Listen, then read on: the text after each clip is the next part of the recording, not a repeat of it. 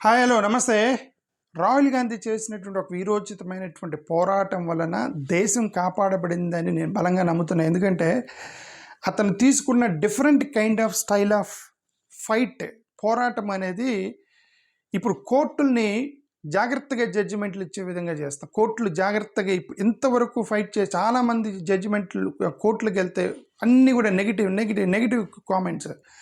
First time positive comments వస్తున్నాయి court నుంచి ఈ యొక్క ఎలక్షన్ కమిషన్కి సంబంధించి. అది ఎందుకు అంటే ఇతను తీసుకున్న ఒక డిఫరెంట్ మెథడ్ అని నాకైతే అనిపిస్తుంది.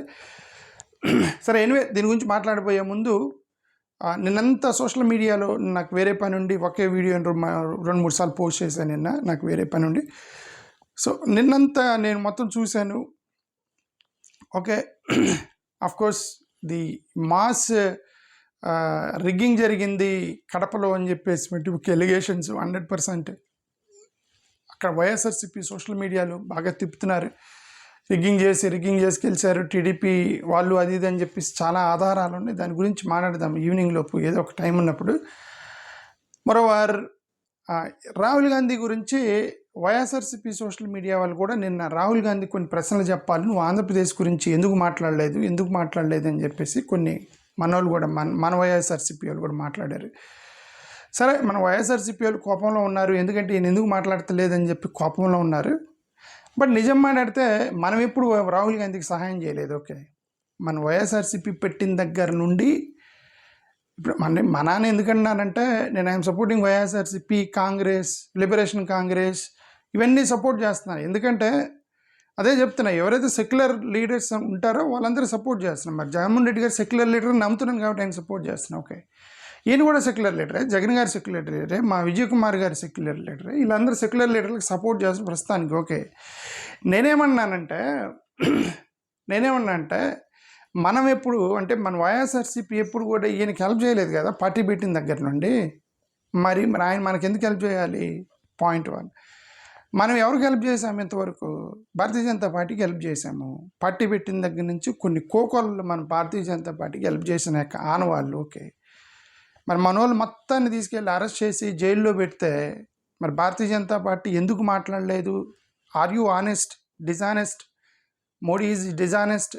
నేను చాలా హెల్ప్ చేస్తే నాకు కనీసం మాట్లాడలేదని మనం అనలేకపోయాం. ఓకే, మనం హెల్ప్ చేయలేదు, బట్ ఆయన తిప్పలు పడుతున్నాడు. ఇప్పుడు తోసారండి, ఎవరో గుంతలో పడ్డారు. జగన్మోహన్ రెడ్డి గారు 12% తేడా వచ్చిందన్నారు. అంటే 12 అడుగుల గుంతలో పడ్డాడు జగన్మోహన్ రెడ్డి గారు. ఈయన 6% మాట్లాడుతున్నాడు, 6% తేడా వచ్చింది. అంటే ఈయన 6% గుంతలో ఉన్నాడు, జగన్ గారు ఇంకా 12% గుంతలో ఉన్నాడు అని అర్థం. తోసింది ఎవరన్నా తోసిందని చెప్పి అటు కదా మనం చూడాలి. ఓకే, తోసిన వాళ్ళు కదా మనం ప్రశ్నించాలి. సరే, ఎనివే చూద్దాం. అంటే ఈయన ఎందుకు అంటే మనోళ్ళు చాలామంది నువ్వు ప్రశ్నలకు సమాధానం చెప్పాలంటే ఆయన అవసరం లేదు. ఎందుకంటే మనం ఎప్పుడు ఆయనకు సహాయం చేయనప్పుడు ఆయన క్వశ్చన్ చేసే రైట్ లేదు మనకు. ఓకే, ఎవరైతే మనం సహాయం చేసామో వాళ్ళు సైలెంట్గా ఉన్నారు, మన వాళ్ళు మొత్తం అరెస్ట్ చేస్తే తీసుకెళ్తుంటే ఆ సైలెంట్ కాదు, అసలు అరెస్ట్ చేయడానికి వెనక వాళ్ళు ఉన్నారు. ఓకే, చంద్రబాబు నాయుడు గారి పర్మిషన్ లేకపోతే వాళ్ళు ఎందుకు చేస్తారు? దాని గురించి మనం మాట్లాడదాం. ఈయన జగన్ గారు కలవాలని మనం నేనైతే బలంగా కోరుకుంటున్నాను. ఈయన జగన్ గారు కలవాలని కోరుకుంటున్నాను.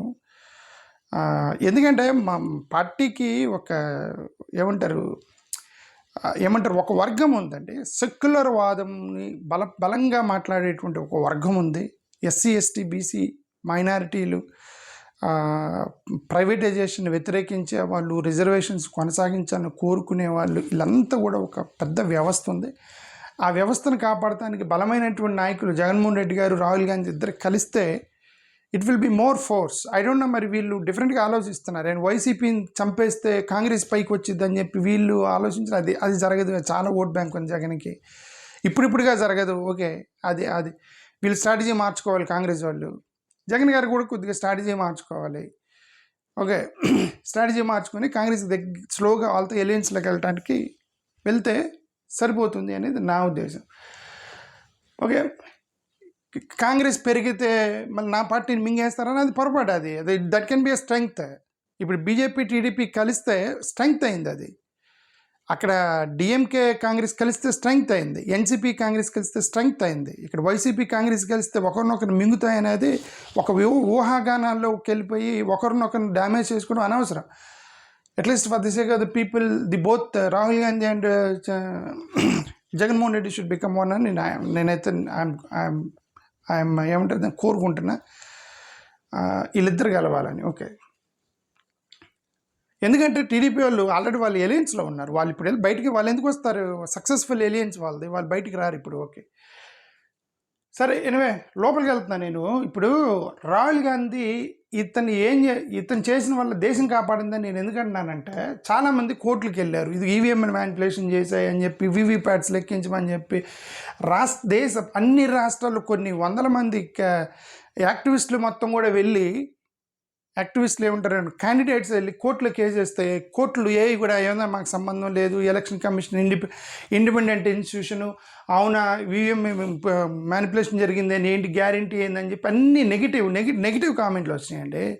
ఇప్పుడు కోర్టు కొంచెం జాగ్రత్తగా జడ్జిమెంట్ ఇస్తుంది. ఎందుకనంటే ఇప్పుడు చూడండి, ఓటర్ లిస్ట్ మ్యానిపులేషన్ జరిగిందని చెప్పేసి అందరు గొడవ చేస్తుంటే ఎలక్షన్ కమిషన్ మీరందరూ వచ్చి నాకు ఇవ్వండి, ఎలిగేషనే మీ మీద వస్తున్నప్పుడు మీకు చేంజ్ చేస్తారు. ఇప్పుడు ఎవరో చెప్పారు నేనేదో స్కామ్ చేశానని, ఎందుకంటే ఆధారాలన్నీ తీసుకొచ్చి నాకు ఇవ్వండి, నేను మీకు న్యాయం చేస్తాను. నాకు ఎలిగేషన్ నా మీద అయితే నేనేం చేస్తాను నీకు న్యాయం. ఓకే, ఈయన పార్టీలన్నీ రండి నాకు ఇవ్వండి అన్నాడు. అతనికి అర్థమైంది ఇదేంద్రవే నువ్వేదో చేసావనంటే నాకేమంటాడు, ఇది కుదరదని అతనికి ఒక డిఫరెంట్ అప్రోచ్ ఎంచుకున్నాడు. That is what he has chosen the different battle. Okay, ఈ డిఫరెంట్ బ్యాటిల్ అని అంటే what is the different battle? Public outburst. కోర్టులకు వెళ్తే న్యాయం జరగదు, ఎలక్షన్ కమిషన్ ఏమో నువ్వేదో చేసావంటే నాకు ఆధారాలు ఇవ్వమంటుంది, నువ్వు ఇచ్చిన డేటాలో నువ్వు ఇచ్చిన డేటానే నేను వెరిఫై చేసి నువ్వేదో న్యాయం తప్పు చేసావని చెప్తున్నాను, నువ్వు వెరిఫై చేసుకొని నేను ఎందుకు వస్తాను, నేను ఎందుకు రీసెర్చ్ చేసి నీకు ఇవ్వాలి, నువ్వే రీసెర్చ్ చేసుకొని నీ ఓన్ డేటా నీ డేటా అని చెప్పి ఈయన ఏం చేశాడు, పబ్లిక్ వదులుతున్నాడు. పబ్లిక్ వదలటంతో అది బాగా సెన్సేషన్ అయింది. నా కోర్టులు జాగ్రత్తగా జడ్జిమెంట్లు ఇస్తున్నాయి ఇప్పుడు. కాబట్టి ఈ మొన్న కోర్టు జడ్జిమెంట్ ఇస్తూ సుప్రీంకోర్టు ఏమందంటే, ఇదంతా ట్రస్ట్ డెఫిసిట్ అనే పదం వాడింది. ట్రస్ట్ డెఫిసిట్ అంటే ఇదంతా కూడా నమ్మకం లేకపోవటం అంది. అంటే అది ఇండైరెక్ట్గా ఏం చెప్తుందంటే, మీరు ఎలక్షన్ కమిషన్ నమ్మట్లేదు, ఇదంతా దానివల్లే జరుగుతున్నాయి, కానీ అక్కడేం పెద్దగా ఏమి అక్రమం జరగలేదు అన్నట్టుగా చెప్పడానికి ప్రయత్నం చేసింది కోర్టు.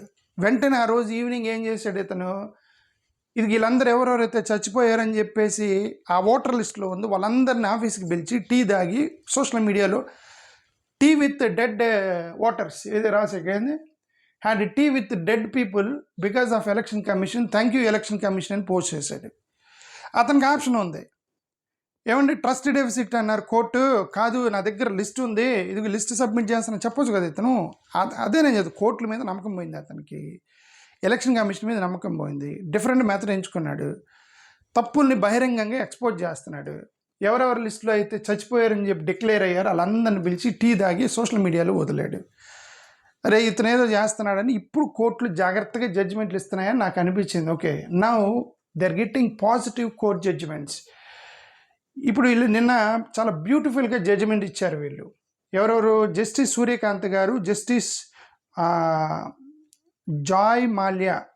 జస్టిస్ జాయ్ మాల్యా గారు, వీళ్ళు చాలా బ్యూటిఫుల్గా జడ్జిమెంట్ ఇచ్చారు. వీళ్ళు ఏమన్నారంటే, ఎలక్షన్ కమిషన్ అనేది ట్రాన్స్పరెంట్గా ఉండటానికి ప్రయత్నం చేయొచ్చు కదా, మీరేదో చేశారని మిమ్మల్ని అంటలేదు, బట్ బీ ట్రాన్స్పరెంట్ అనే పదం వాడింది ఇద్దరు జడ్జిలు ఎలక్షన్ కమిషన్ని. ఓకే, ఎందుకు ఇప్పుడు జాగ్రత్తగా ఉండాలి. వీళ్ళు ఏమన్నారు, 65 లక్షల మందిని నువ్వు బీహార్లో ఓటర్ల నుంచి తీసేసావు కదా, 65 లక్షల మందిని, వాళ్ళ పేర్లు ఏంటి, ఈపీఐసి నెంబర్ ఏంటి, ఎందుకు తీసేసావు లిస్ట్ ఇవ్వమన్నారు ముందు అపోజిషన్ పార్టీ వాళ్ళు. నేను ఇవ్వను, ఎవరినైతే యాడ్ చేసామో అవి మీరు వెరిఫై చేసుకోండి, తీసేసిన వాళ్ళు ఇవ్వను అన్నారు వాళ్ళు. ఇవ్వనంటే వీళ్ళు కోర్టుకి వెళ్తే ఇప్పుడు ఏమైంది, ఒక చోట కాదు 30 చోట్ల పబ్లిష్ చేయమన్నారు. సరిపోయింది ఇప్పుడు ఎలక్షన్ కమిషన్కి. ఒక లిస్ట్ ఇస్తే పోయేదానికి అపోజిషన్ వాళ్ళకి ఇప్పుడు వీళ్ళు నాకు తెలిసిన వరకు ప్రజెంటేషన్ ఎవరైతే రాహుల్ గాంధీ ఇచ్చిన ప్రజెంటేషన్ తోటి కోర్టులరే ఇతను బయట పెట్టేస్తున్నాడు. రాంగ్ జడ్జిమెంట్ ఇస్తే మళ్ళీ మనం ప్రాబ్లం అయిపోయింది అనుకొని ఇప్పుడు వాళ్ళు జాగ్రత్తగా జడ్జిమెంట్లు ఇచ్చారు. వీళ్ళు ఏమన్నారు, ఇదిగోండి ట్రస్ట్ కాదు ఇదేమంటారు, ట్రస్ట్ డెఫిసిట్ నుంచి ట్రాన్స్పరెన్సీకి వచ్చారు. ఫస్ట్ ట్రస్ట్ డెఫిసిట్ అనే పదం వాడి నెక్స్ట్ జడ్జిమెంట్కి వచ్చేసరికి ట్రాన్స్పరెంట్గా ఉండండి అని చెప్పేసి వీళ్ళు ఏమన్నారు, 65 లక్షల మంది ఓటర్లని డిస్ప్లే చేయండి. ఎక్కడ వెబ్సైట్లో డిస్ప్లే చేయండి. డిస్ట్రిక్ట్ వైజ్ ప్రతి ఎలక్టోరల్ ఆఫీసుల్లో కూడా వెబ్సైట్లో డిస్ప్లే చేయమన్నారు.